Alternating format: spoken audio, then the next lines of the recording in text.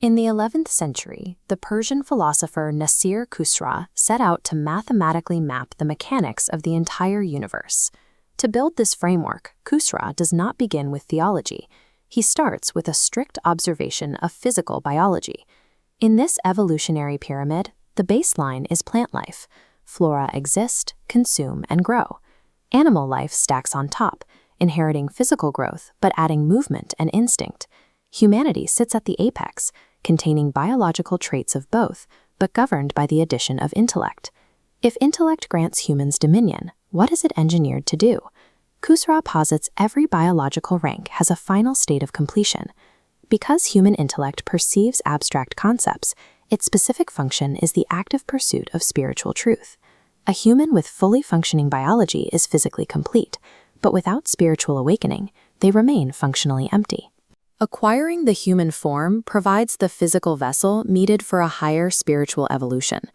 To illustrate the cost of failing this evolution, Khusraw uses a harsh empirical analogy: human reproduction. Human biology generates millions of reproductive cells, but only one single cell ever anchors and develops into a living child. The vast majority of these biological seeds fail to realize their potential. Nature simply discards them. Khusraw maps this biological reality directly onto his theology. A human being who refuses to seek spiritual truth operates exactly like an unfertilized cell. They occupy physical space, they consume resources, and they eventually die, but they remain spiritually inert. In this framework, the absence of faith renders a person biologically incomplete.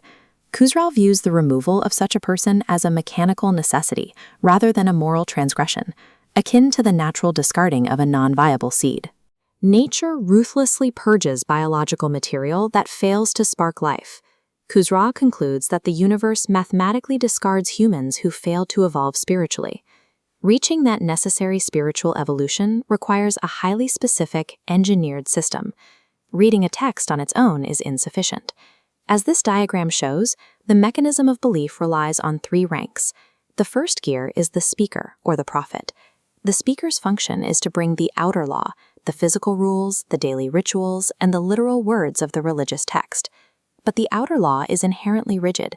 Taken entirely at face value, literal rules generate contradictions and friction, trapping believers in a state of confusion. To resolve this, the system requires a second rank, the executor, whose sole function is interpretation. The executor decodes the parables, metaphors, and symbols bound within the outer law, extracting the inner truth. This process of translation pulls followers out of the turbulence of literalism and provides them with a cohesive philosophical logic. The third rank is the imam, the living guide operating in real time. The imam continuously modulates the balance between the outer law and the inner truth, dispensing exact degrees of knowledge based on the capacity of the people in that specific era. True religion requires these three interlocking parts. Extracting any single gear halts the machine and strands the believer in the illusion of literalism. This three-part mechanism is not a localized event. It defines the entire progression of human time. Khusraw maps historical time as a cycle divided strictly into 6 massive eras. As this expanded timeline shows, each of the 6 eras is initiated by a major prophet: Adam, Noah, Abraham, Moses, Jesus, and Muhammad. The mathematical multiplier is rigid. Every single era requires a prophet, an executor, and an imam. 6 eras multiplied by 3 leadership roles creates a mathematical foundation of 18 critical figures who build the spiritual architecture of the world.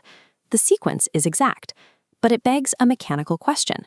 What happens to the timeline after the 6th era concludes? Hey everyone, if you enjoyed this video, hit that like button and don't forget to subscribe. Drop a comment below. I'd love to hear what you think. Your support really means a lot and helps me keep creating content for you all. Thanks so much for watching, and I'll see you in the next one. Khusraw presents human history as a perfectly engineered mathematical machine, awaiting a final concluding piece. A cryptic verse in the Quran regarding hell simply states, "Over it are 19. Traditional readings interpret this as 19 angels guarding literal fire. Khusraw discards the literal angels. He reads the number 19 as a mathematical cipher locked directly into the timeline of history. Returning to the timeline, we have the 18 figures who engineered the previous cycles of human existence. The 19th figure is the Lord of Resurrection, who stands at the absolute terminus of the timeline. To explain the mechanics of this seventh and final stage, Khusraw returns to biology, specifically fetal development within the womb. A physical body must transition through 6 chaotic, incomplete states in the womb before achieving its final living form in the 7th stage. The womb is a closed environment designed solely to prepare biological material for birth. The first 6 eras of human history serve the exact same function, a gestational period preparing humanity for the ultimate spiritual resurrection brought by the 19th figure. This structure answers a core philosophical problem. The physical world does not enforce justice. Individuals who seek inner truth and live well experience the exact same biological death as those who embrace ignorance and do evil. Khusraw deduces that if existence terminates at physical death, the universe is inherently unjust, rendering the efforts of the previous 18 prophets entirely pointless. The 19th figure does not bring a new book or establish new rules. They arrive solely to audit the accounts of the previous 18 eras. In this framework, the fires of hell are the realization of being permanently trapped in the literal shell of existence, completely severed from spiritual truth. The ultimate reward is total, unmediated alignment with the inner truth of the universe. The 19th figure executes the final separation, isolating those who achieved spiritual evolution from those who remained unfulfilled biological seeds. In Khusraw's universe, the final accounting is inevitable. The strict mathematical precision of existence guarantees an ultimate reckoning, ensuring that the ledger of humanity will inevitably balance itself.